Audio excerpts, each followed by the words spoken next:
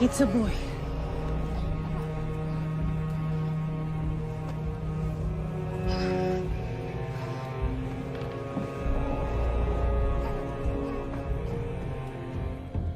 A child should have a name. Now that the gods have saved him. His name is Ivar.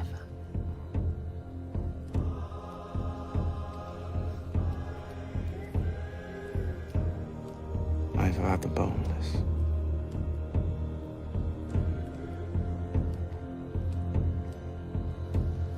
Ivar the Boneless, one of the most interesting anti-heroes that I've come across during recent times. I know from a little bit of research that I've done that he's not the most likable son of Ragnar, but to me, he's one of the most compelling ones. Ivar has an interesting story that differs from most warrior types, and today I'd like to make a case for why I believe Ivar is the way he is. Like the title says, I believe Ivar is the most powerful son of Ragnar, and I'll get to that in a minute, but first, I have to tell you a little bit about him. Ivar Ragnarsson, also known as Ivar the Boneless, got his nickname in the show for lacking the functionality and ability to stand up on his own two legs. Although the real interpretation of boneless is not concluded, some interpretations suggest that the name boneless refers to male impotence, with Ivar's bonelessness being merely figurative. Others say he was actually known as the Hated, which in Latin would be exosus. A medieval scribe with only a basic knowledge of Latin could easily have interpreted it as ex without, os bone, thus the boneless, according to Wikipedia. To get a general understanding of why Ivar is the way he is, we must understand the effect nature and nurturance has had on his psychology growing up. Being babied by his mother Aslog, Ivar the Boneless is certainly a product of his environment. You might remember the scene where Ivar had his first kill. He was only a child trying to fit in, but couldn't because other kids were being mean to him. Floki, who witnessed this from afar, decided to give Ivar an axe in the midst of an argument that Ivar had with another child. I guess to see what Ivar was capable of, and Ivar did exactly what he expected. He killed another child. The scene then goes on to show little Ivar crying, but Aslog is quick to comfort him and reassure that his actions were justified. But from my interpretation, what's really happening here is that Floki's irresponsibleness, Aslog's blindness, and Ragnar's absence are mixing together to create a monster. This little episode that on the surface seems trivial is actually what helped shape Ivar to become tolerant to violence, which is only the beginning of what's to come. We let such babies die for their own good. What kind of life could he live? I know. But I don't care. Ivar's mother knew that he would have a tough upbringing, so she did what most mothers would do instinctively and shielded him as much as she could from the outer world. She tried to hide him from the other kids and direct as much love as she possibly could towards him, but that only made Ivar very dependent on his mother's attention and validation. For most of his childhood and teenage years, Aslog's love was the only source of acknowledgement that Ivar had during his entire upbringing. Ivar's own father, Ragnar, neglected Ivar upon seeing his disability and even tried to kill him. This sort of neglection, minus the attempted murder from Ragnar, is something that I believe a lot of people who also grew up in a single parent home or who had a father but witnessed him walk away from his fatherly duties entirely can deeply relate to. The feeling of not being enough, the hopeless attempts of trying to decipher and understand why one's own parent, the same person who's supposed to love and be there for you unconditionally, left you when you needed them the most, during a time you were the most vulnerable. This absence leaves an unforgettable mark on a child's psyche as he grows into adulthood. This can compound when you also have no one to relate to or to interact with in the absence of your parent, which is very clear in the case of Ivar. You can't go. Stop telling me what to do, Mother. Mother, all my life, you have been suffocating me. Paying me so much special attention. Why? Why, Ivar? Because I'm a cripple. Poor Ivar. Now poor Ivar has a chance finally to prove himself with the gods. I will not let you take that away from me, Mother. Aslog's plan to protect Ivar was admirable, beautiful, but flawed. flawed in the sense that she robbed him from a very key component of maturing as a man. The tough lesson of learning that eventually you have to be able to fend for yourself. There is this whole life experience out there that happens when you move out and earn your place in the world on your own merits. It instills a sense of confidence and humility in you. The same humility that Ivar the Boneless lacked growing up. The feeling instills a kind of confirmation to know that you've survived the coldness of the world, but to also know how susceptible you are to losing everything if you drop your guard and resort back to dependency. It gives you a certain empathy toward your fellow man who currently is or who already has survived the same trials you have. And it also makes you very grateful for what the world hasn't yet taken from you, even if you're like Ivar and have lost out on seemingly important experiences in life, like your ability to walk, converse, or reproduce. Life has a way of disciplining us into slowly but surely losing our arrogance we had as kids, or the other way around, giving us the confidence we never had. We can see this with Ivar, who goes from having an inferiority complex that later developed into a god complex until he finally realizes that he's just an ordinary man with an ambition. I personally believe that the balance comes from the confidence and pride one gains after you weather the storm, whatever that storm symbolizes in your own personal life. You can earn your stripes and gain an instinct for acknowledging those same core strengths in other men that you meet along your own journey. It's like this unspoken connection that links me, you, and Ivar to other people who have chosen or been forced to bear the weight of the world on their shoulders. And throughout Ivar's journey, we can see him acknowledging that thing in other people who've stood out and risen amongst common men, such as Bishop Henman and Ragnar. They are the type of men who make it work and who find a way even though there might not exist one. Very much like Ivar's own journey so far. Transmutation, using your emotions as fuel. The first observation I want to shine a light on is Ivar's hostility. To many people out there, Ivar's thoughts and actions are unexplainable, but I can understand him and also relate to him to a smaller extent, and I'm going to try to explain how with a short personal story. I myself have dealt with a lifetime of feeling inadequate and turning that inwards into self-hate. For longer stretches of my teenage years, even up to my adulthood, I've been viewed as lesser than, not good enough, and such for things that I cannot control, such as the way I speak or how I look. At first, it made me sad and disconnected, but as my tolerance increased and I started to become more confident, I took those taunts as fuel for my own motivation, with anger being my primary fuel and achieving my personal goals as sort of exhaust pipe for those emotions. I wish I wasn't so angry all the time.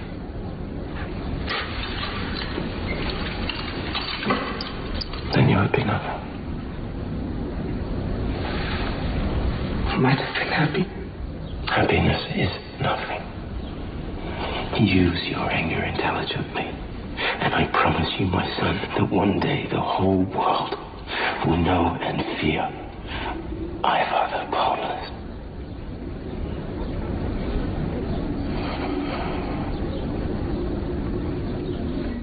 The feeling of anger is not something that goes away completely by itself, but rather something that has to be redirected, and I can see this occurring for the character of Ivar throughout the show. When you don't have anyone to share your thoughts and emotions with, regardless of your age, it eventually leads to toxic emotional suppressing. Suppressing your thoughts and suppressing your emotions can be harmful when taken too far, and Ivar got around 20 years of self-hatred and is now discovered that he can turn it outward and physically express it. A theory called the FA hypothesis, borrowed from the area of social psychology, states that the suppression of emotions leads to frustration. The hypothesis also states that frustration always leads to anger and cannot be ignored or stored.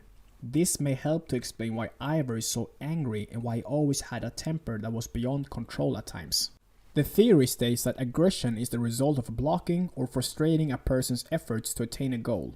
When first formulated, the hypothesis stated that frustration always precedes aggression, and aggression is a sure consequence of frustration. However, a couple of years later, two scientists, Miller and Sears, reformulated the hypothesis to state that while frustration prompts a behavior that may or may not be aggressive, any aggressive behavior is the result of frustration, making frustration not sufficient but a necessary condition for aggression. The theory says that frustration causes aggression, but when the source of frustration cannot be challenged, the aggression gets displaced onto an innocent target. For example, in the earlier seasons when Ivar was ridiculed and humiliated by his older brothers, he chose not to respond to their taunts because he wasn't yet capable or strong enough to retaliate, so instead he hid his anger and frustration and took it out on himself. But eventually, as the frustration grows and his tolerance diminishes, it leaks and ends up being displaced, which leads to him taking it out on other people and redirecting the anger that actually was caused by his family onto innocent targets. This theory is also used to explain riots and revolutions, which both are believed to be caused by the underprivileged and deprived people of society who may express their bottled up frustration and anger through violence. Learning how to deal with strong emotions can be challenging.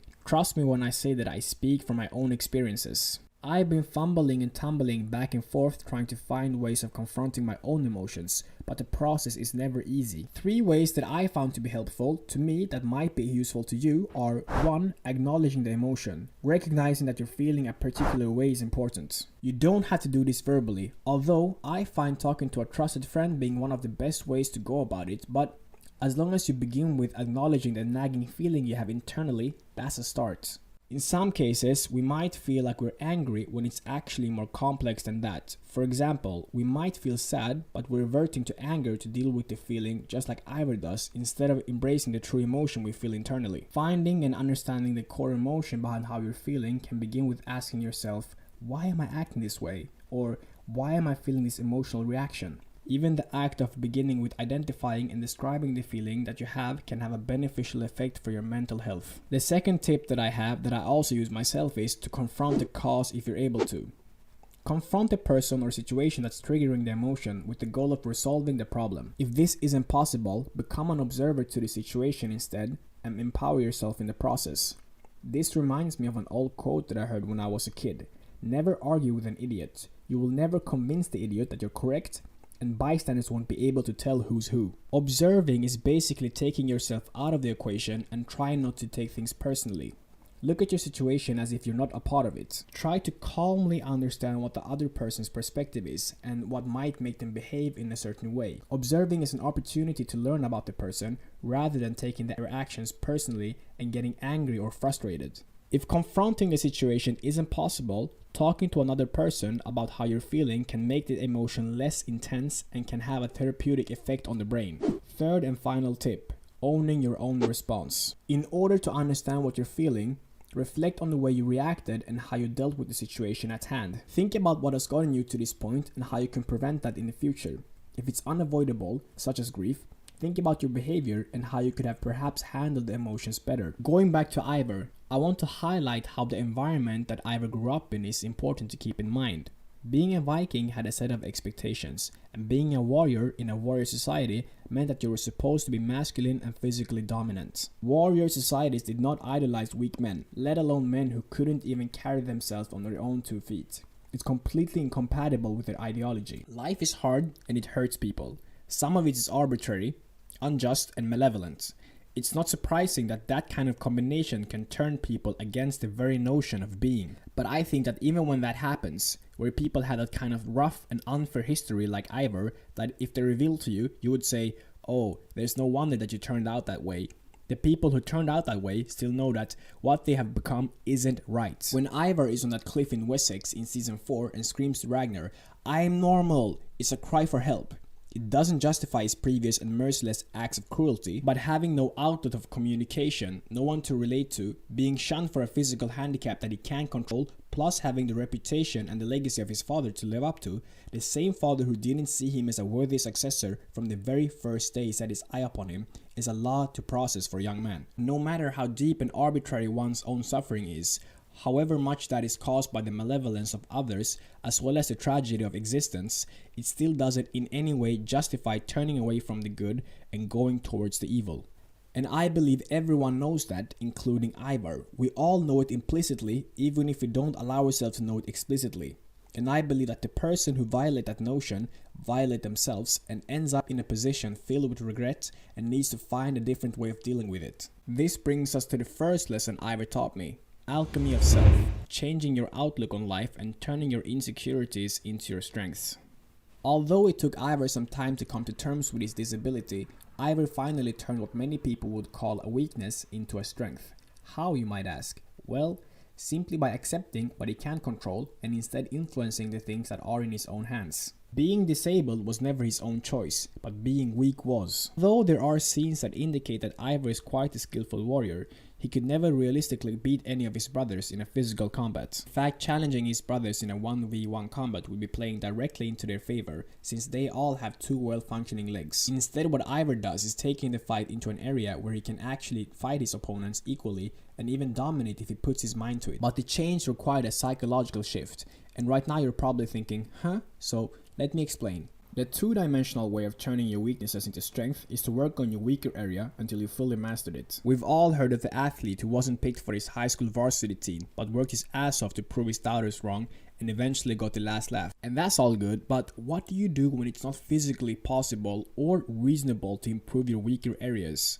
Well, like Ivar, if you can't change the situation, change the way you react to it. Ivar gets the upper hand on all of his opponents who wrote him off, not by improving on his weaker areas, but simply from changing the battle from a physiological one to a psychological warfare. Sometimes we face people who are externally more superior to us. This could be someone who you're facing that's stronger than you, someone you're bidding against that has more resources than you have, or perhaps someone who has more knowledge about a certain topic than you currently do right now. What can you do to beat that person? Well, to some people, a viable option could be to put your nose to the grindstone and try to play the catch-up game. While others are so far behind, they might find it tempting to throw their arms in the air and accept the defeat. But there's another option, and this option is fundamentally different from the two previous ones. It requires a mental shift and shows why understanding Ivar's psychology can be extremely beneficial. Ivar operates from a completely different mental framework compared to most people around him. Partly because everything you and I would have taken for granted in terms of mobility and possibilities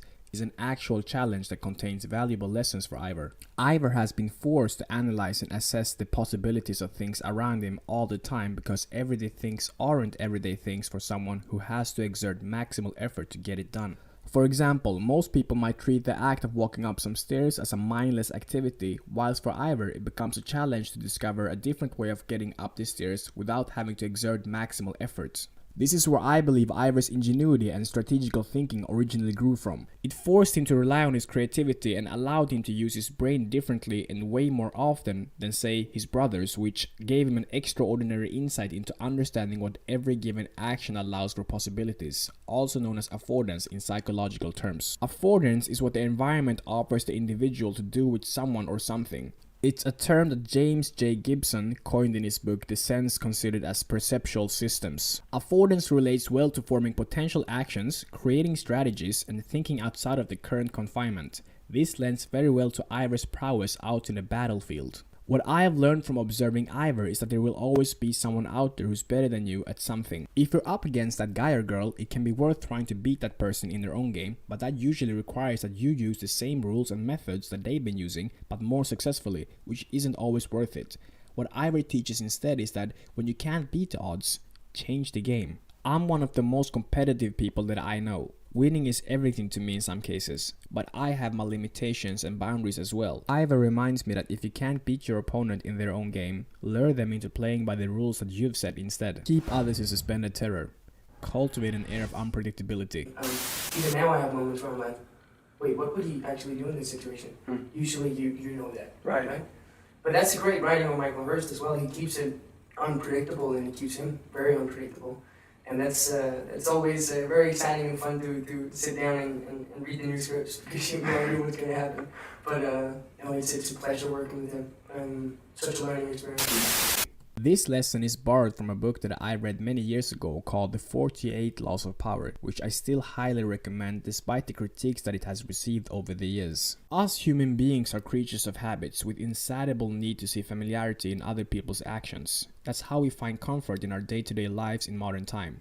We expect the bus or train to be on time, our salary to come at the end of the month, and we get absolutely livid if our Wi-Fi connection's load speed fall behind with a couple of seconds. Things are so predictable and safe for us right now that we start to make up our own problems for ourselves just to keep our lives interesting. We take all of the comfort and security for granted, and it was no different during the times of the Vikings, and that's something that Ivar is very aware of. Probably because he has had to live his whole life in discomfort and view people complaining about stuff he could only dream of. What I have learned from Ivar is that one of the most effective ways of regaining the respect that someone has lost for you is to cultivate an air of unpredictability. A good example of this is displayed between Ivar and Witzer during season 6. Sure, it is an extreme example, but it demonstrates how well Ivar is at entering someone's mental space and practically live there rent-free. He managed to keep Witzer in a state of constant fear that eventually spiraled Witzer into a drug addiction in order to cope with the terror and fear he had for Ivar.